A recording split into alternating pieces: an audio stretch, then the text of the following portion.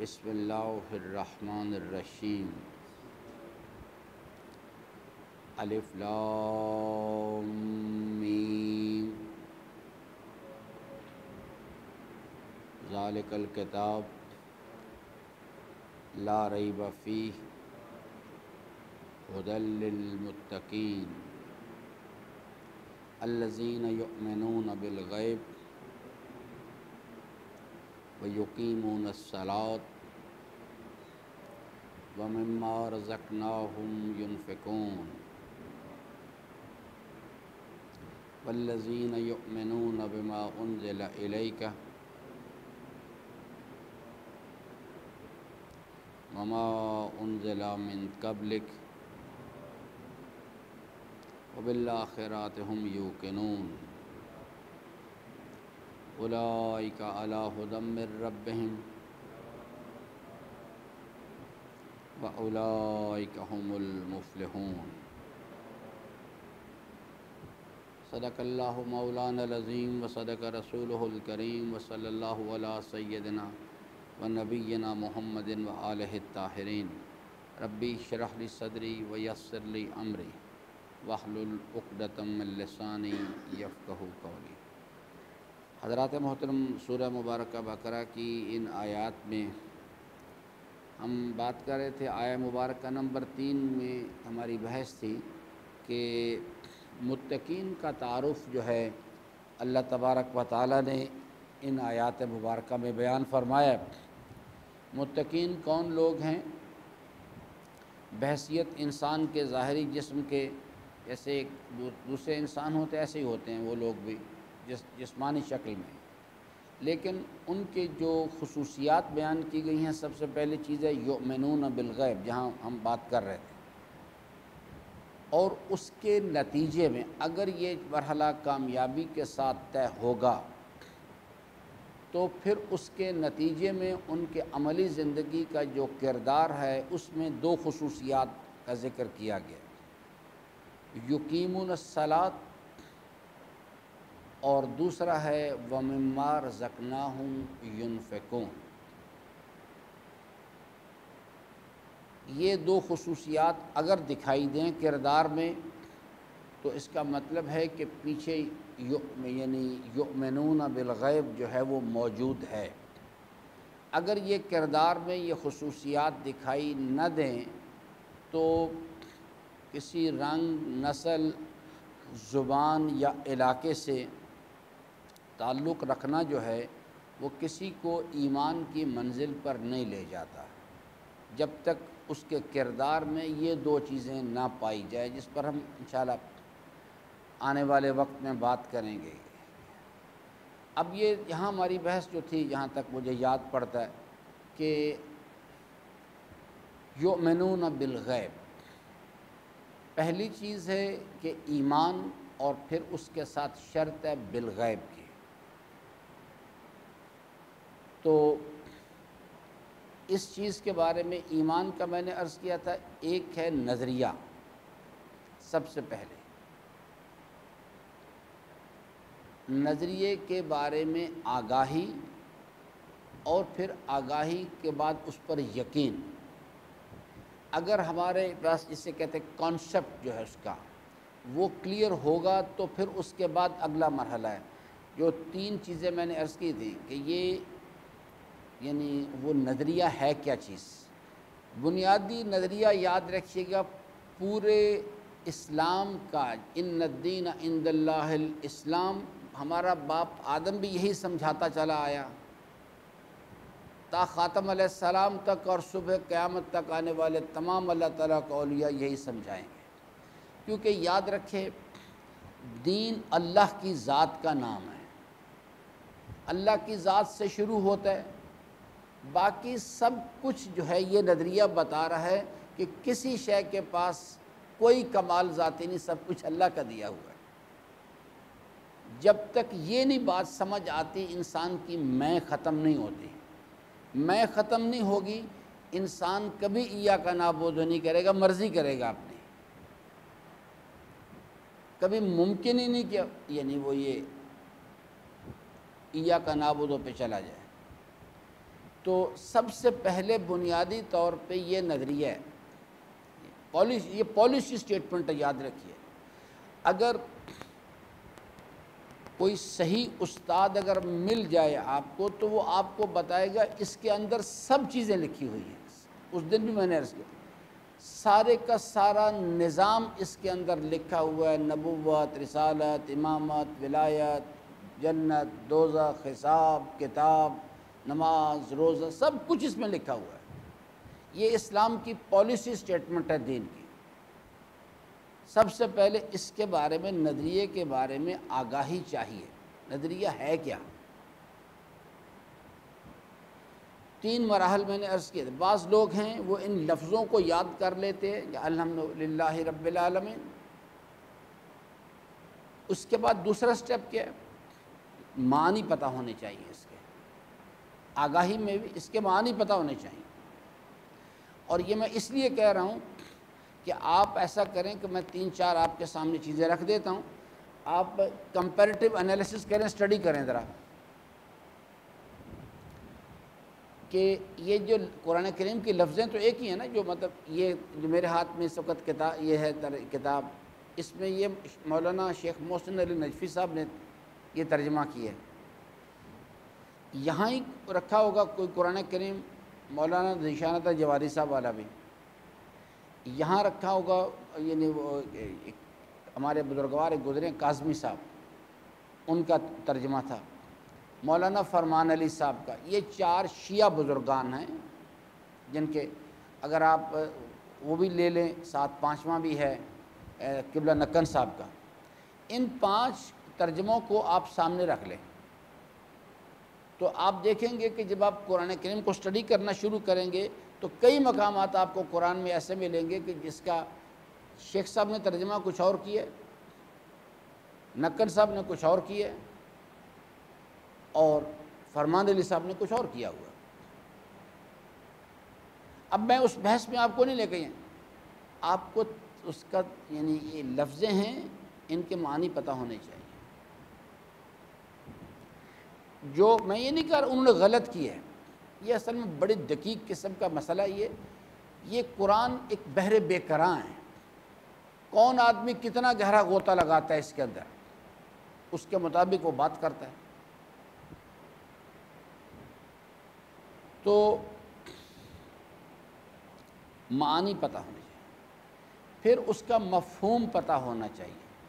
اگر یعنی بعض اوقات انسان لفظیں جانتا ہے تو اس کا خیال ہوتا ہے کہ میں ایمان رکھتا ہوں، بعض معانی کو جانتے ہیں، سمجھتے ہیں میں ایمان رکھتا ہوں، بعض مفہوم جانتے ہیں،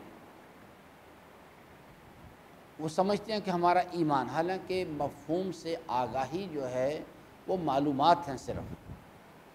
ایمان جو ہے وہ معلومات کے مجموعے کو نہیں کہتے، ایمان جو ہے اس کے مفہوم پر یقین چاہیے، اس آگاہی کو یقین میں کنورٹ کرنا جو ہے یہ ایک باقاعدہ بہت بڑی سائنس ہے۔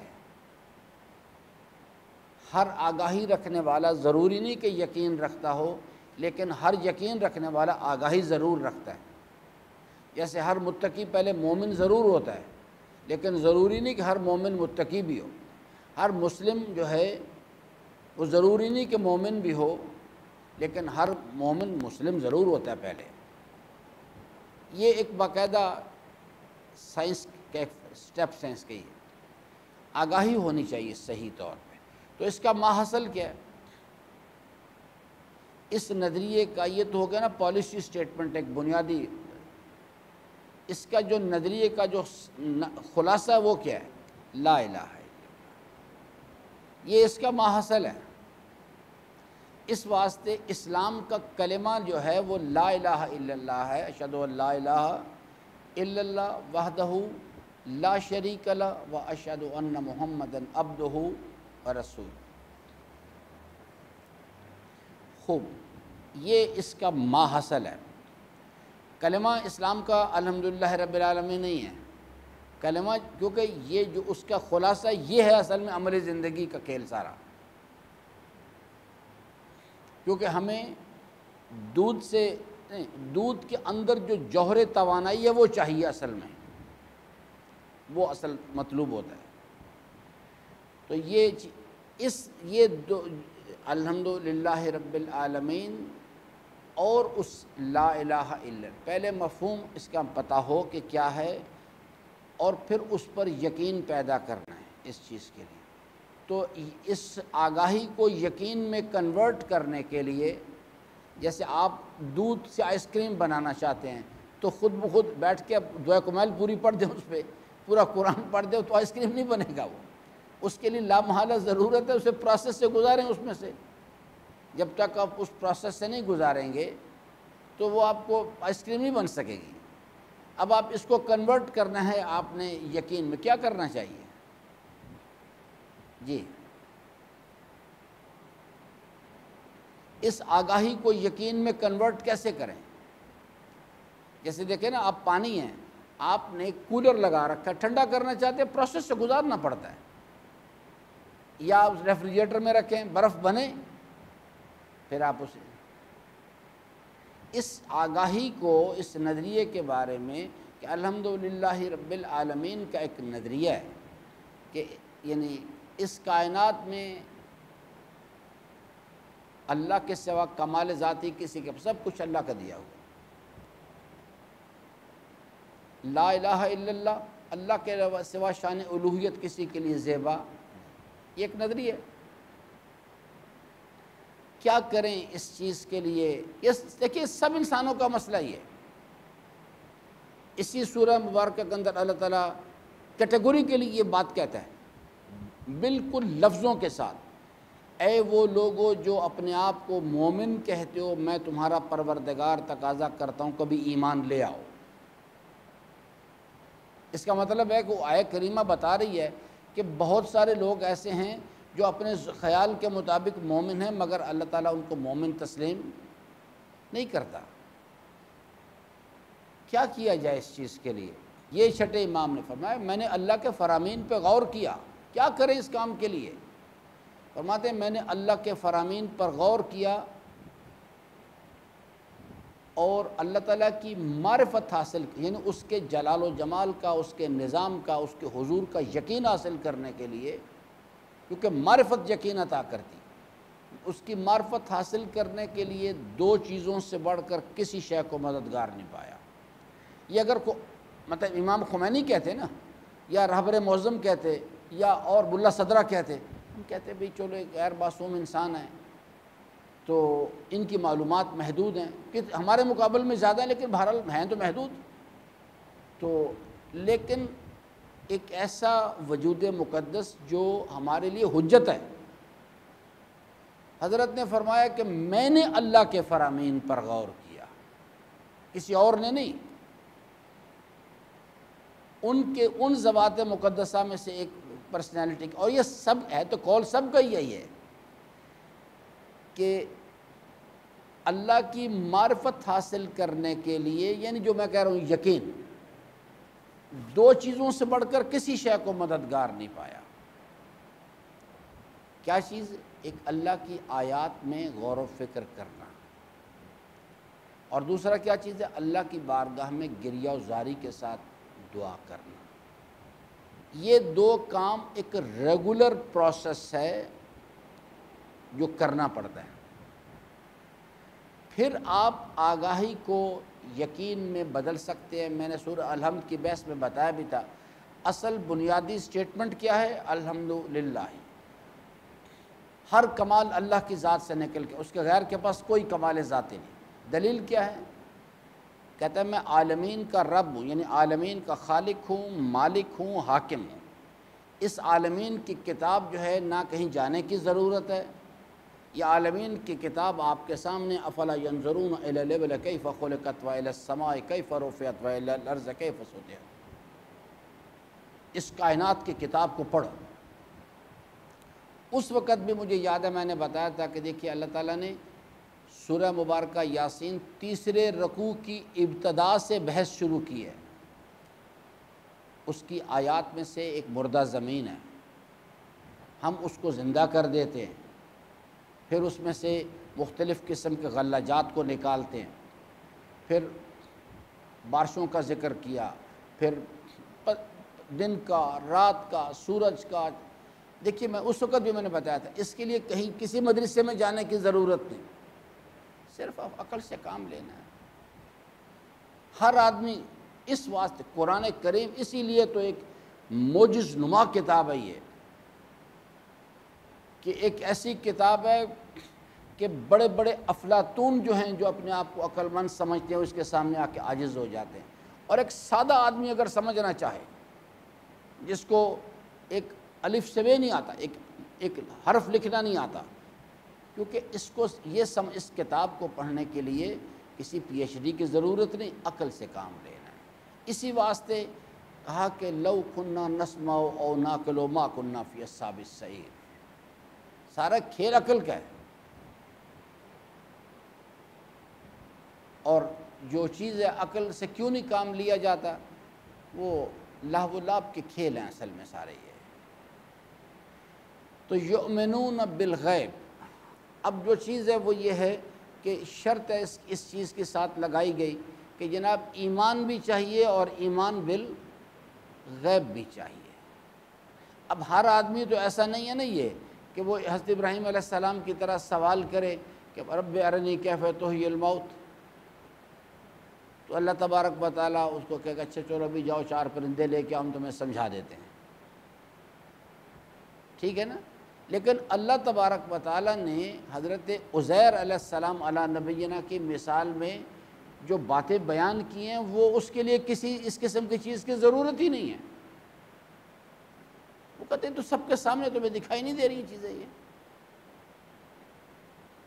تو اس لیے یعنی اللہ کی آیات میں غور و فکر کرنا. اللہ تعالیٰ فرماتا ہے ایمان بالغیب، جیسے جنت غائب ہے ہمارے سامنے تو نہیں ہے نا، تو اللہ تعالیٰ فرماتا ہے کہ یہ جس پروردگار نے یہ سب کچھ بنا دیا ہے، اس پروردگار کا یہ پیغام ہے کہ ہم یہ بنا دیں گے.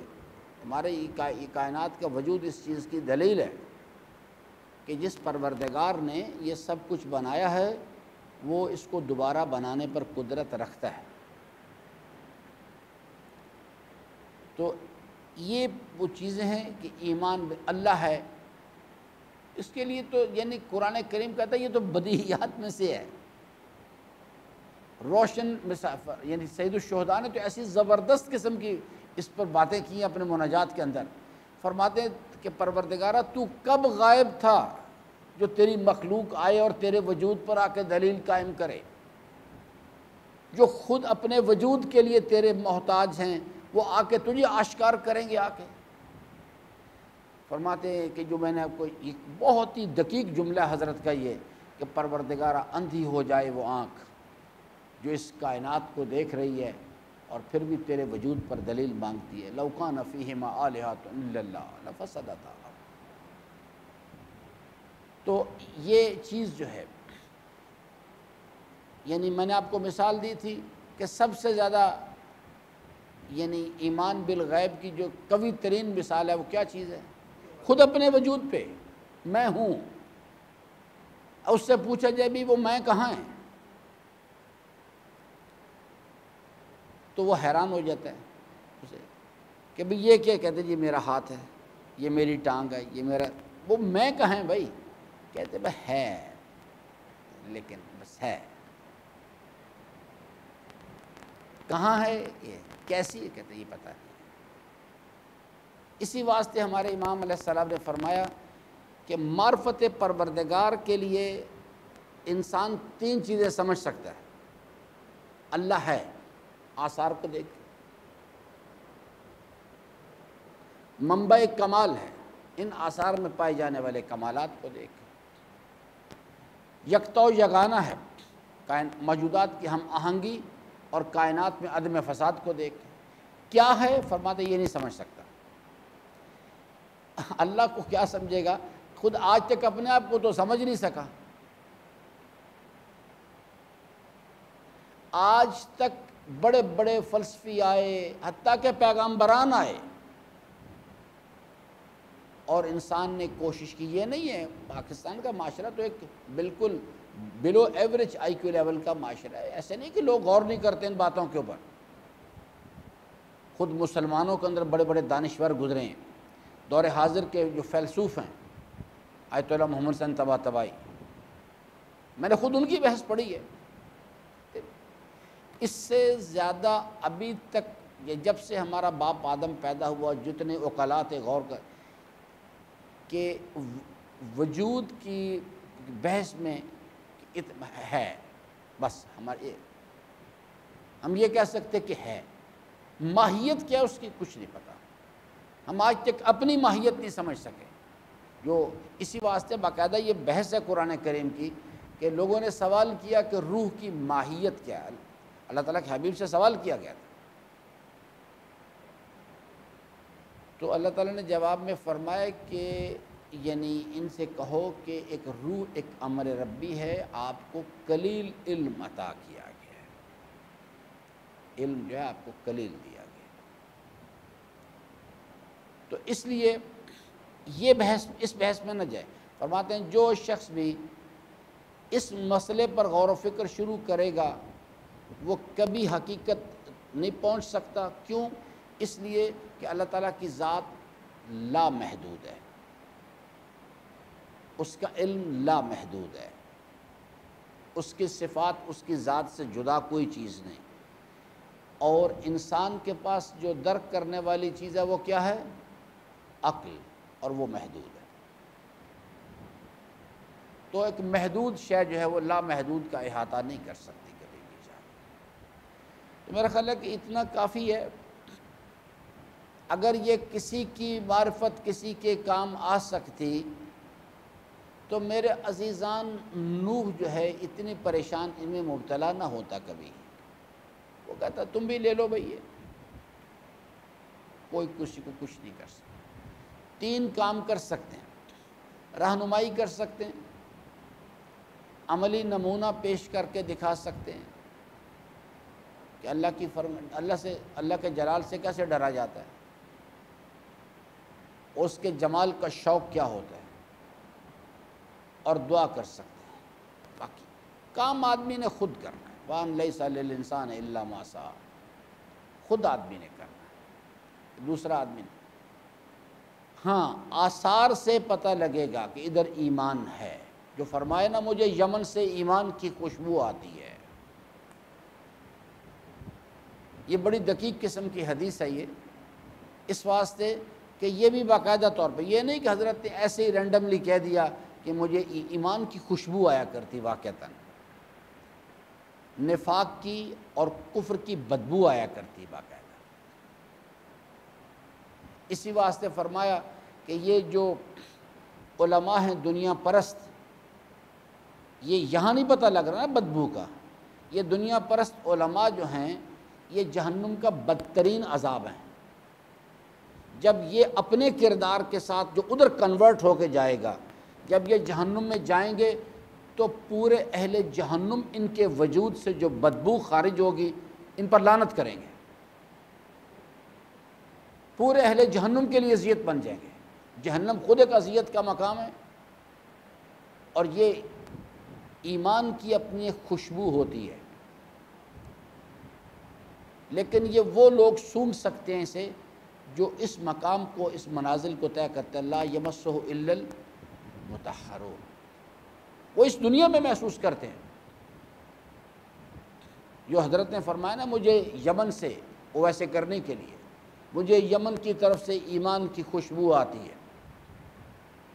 یہ بالکل آج بھی اسی طرح سے ہی ہے، تو لیکن ظواہرات میں کیا ہے، ایمان ہے یا نہیں، کہاں سے پتہ لگے گا؟ یہ 2 چیزیں، یقیمون الصلاۃ ومما رزقناہم ينفقون، کل سے انشاءاللہ اس پر بات کریں گے، اللہ تعالیٰ سے امیدوار ہوں کہ اللہ تبارک و تعالیٰ ہم سب کو اپنی رضا کی راہیں جو ہیں ان کو شناخت کرنے اور ان پر عمل پیرا ہونے کی توفیق عطا فرمائے۔